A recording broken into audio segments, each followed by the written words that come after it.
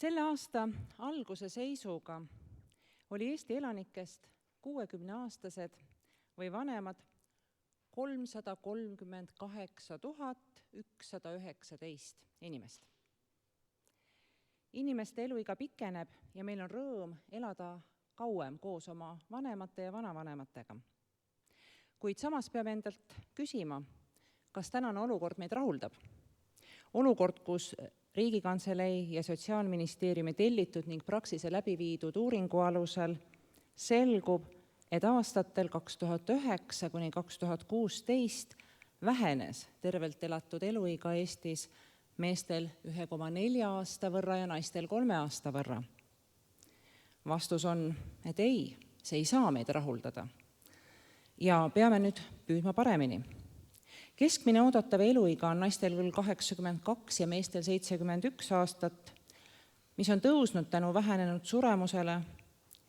Eluiga ei pikenda mitte niivõrd parem tervis, vaid asjaolu, et paranenud ravimeetodite toel elatakse haigena kauem. Tervena elatud eluaja lühenemine on kindlasti ohumärk töökäte puuduse käes kannatava ja vananenud elanikkonnaga Eesti jaoks. On tähtis, et meie inimesed elaksid tervena võimalikult kaua, et säilitada oma töövõime ja elukvaliteet, püsida tööturul ka kõrges eas. Samavõrd oluline, et saaksime tervena ka väärikas eas nautida täisväärtuslikku elu, olla rõõmsameelsed vanavanemad või reipad naabrid. Riikliku tervishoiupoliitika arengusuundade üldine eesmärgiks ongi tervena elatud eluea pikenemine. Kitsamalt keskenduvad eesmärgid inimeste vaimse tervise toetamisele, tervist toetava elu- ja töökeskkonna arendamisele, keskkonnast tulenevate terviseriskide vähenemisele. Samuti rahvastiku kehalise aktiivsuse suurendamisele, toitumisharjumuste parandamisele, vigastuste ennetamisele ja tervishoiusüsteemi arendamisele. Aga 60% ulatuses vastutab oma tervise eest tegelikult ikka inimene ise.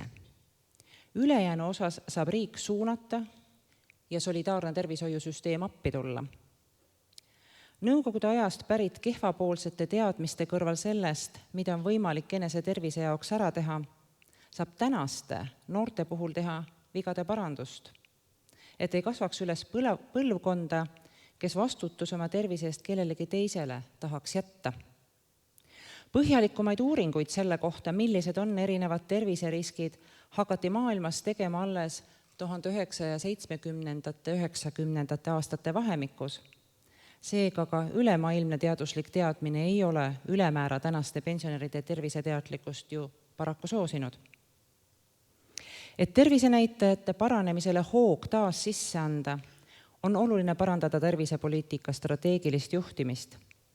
Kõikehõlmav rahvastiku tervise arengukava koondab küll erinevate valdkondade tegevused siseõhu kvaliteedist ja nakkushaiguste ennetusest kuni vähisõeluuringute ning puu- ja köögiviljade söömiseni, kuid ei ole seni täitnud oma esmast rolli üleriigiliste tervisepoliitika juhtimise töövahendina. Seega tuleb meil kõige olulisematest tervisevaldkondadeks, milleks on südamehaigused, vähk ja vaimne tervis, rakendada enam sihistatud lähenemist. Tervisliku eluviisi osas peaks prioriteediks olema ülekaalulisus ja passiivse eluviisi vähendamine, kuid ka alkoholi, tubaka ja narkopoliitika kohta peavad riigil olema jõulised seisukohad. Senisest enam tuleb tõsta inimeste teadlikkust tervislikest eluviisidest. Teada on, et haritud inimeste eluiga on pikem ja tervis parem. Teaduskraad iseenesest loomulikult eluiga ei pikenda, kuid inimeste oskus leida ja küsida infot ning teha teadmistest lähtuvaid tervislikumaid valikuid on määrava tähtsusega.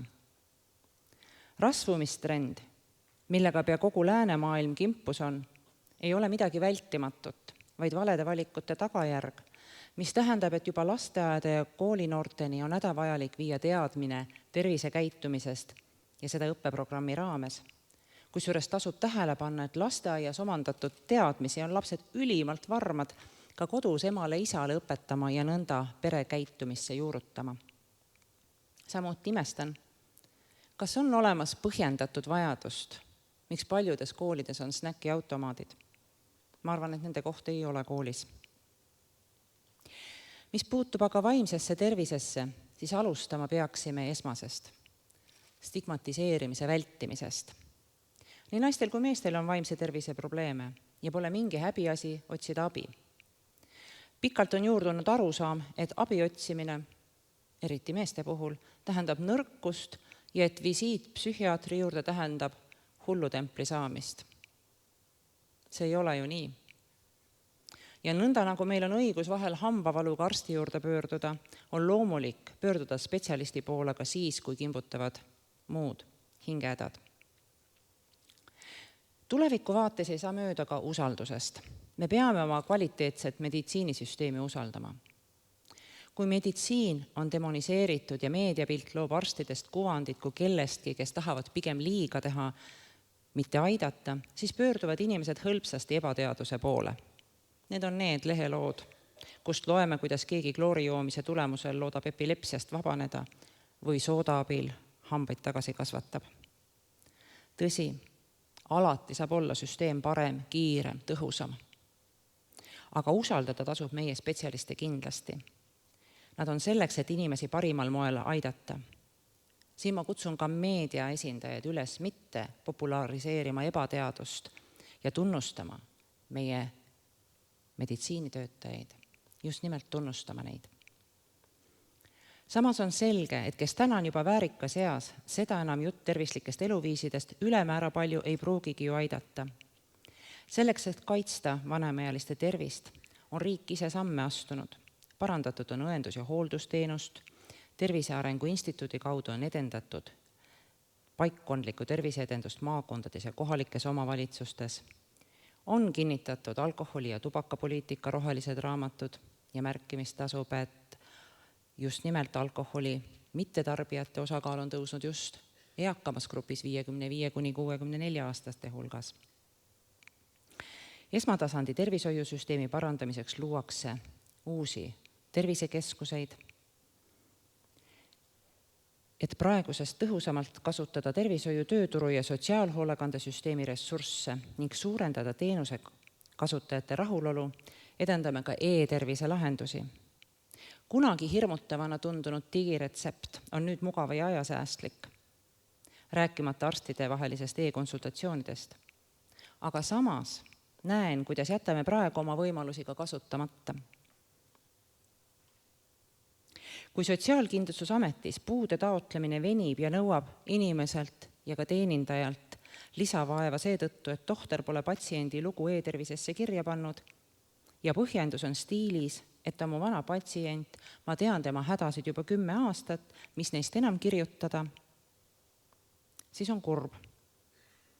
On kurb, kui peaksime praegusel e-ajastul lõpuks tõdema, et eit teadis, aga eit suri ära. Ma muidugi loodan, et meie arstid elavad siiski kaua ja õnnelikult ning panevad oma teadmise kenasti kirja ka. Selleks me infosüsteeme ju loomegi. Vastutus hoolekandeteenuste pakkumise ja korralduse, sealhulgas rahastamise eest on Eestis jagunenud avaliku võimu eri tasandite vahel. Kohalikud omavalitsused vastutavad eakate ja puudega inimeste kogukonnapõhiste ja koduses keskkonnas iseseisvat toimetulekut toetavate teenuste, samuti eakatele mõeldud ööpäevaringse üldhooldusteenuse eest. Riiklikult on korraldatud abivahendite tagamine, rehabilitatsiooniteenused ja erihoolekandeteenused psüühiliste erivajadustega inimestele. Olemasolevad andmed Eestis ei võimalda praegu hinnata kuigi täpselt tegelikku hoolekandeteenuste vajadust, kuid on päris selge, et on suur vajadus koduses keskkonnas toimetulekut toetavate ning kogukonnas elamist võimaldavate teenuste järele.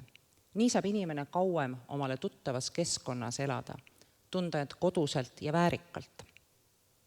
Nii ongi hoolekande valdkonnas kavandatavad poliitikamuudatused seotud eri valdkondade teenuste ja toetuste koostoime parandamisega, sotsiaalteenuste deinstitutsionaliseerimisega ning teenuse kasutajate vajadustele vastavaks kujundamisega.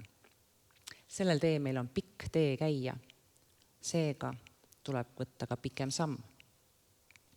Kokkuvõtvalt.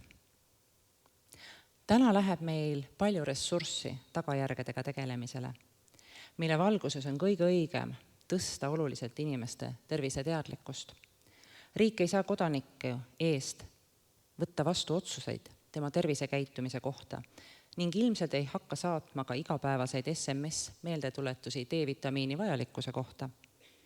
Kuid hoiakute kujundamisel, teavitustööl ja hea esmatasandi arstiabi tagamisel saab ja peab riik oma panuse andma. Ja selle tegelikkuseks saamisel on teil kõigil väga suur roll.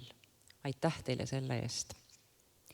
Eesmärk peaks kogu aeg olema üks. Pikenev eluiga peab ühtlasi tähendama ka rohkem tervena elatud aastaid. Minu arvates aastate lisandudes muutuvad mitmed asjad lihtsamaks. Elukogemus laseb vahet teha olulise ja ebaolulise vahel, õpetab rõõmu tundma lihtsatest, kuid olulistest asjadest ja mitte põdema ebaolulise pärast.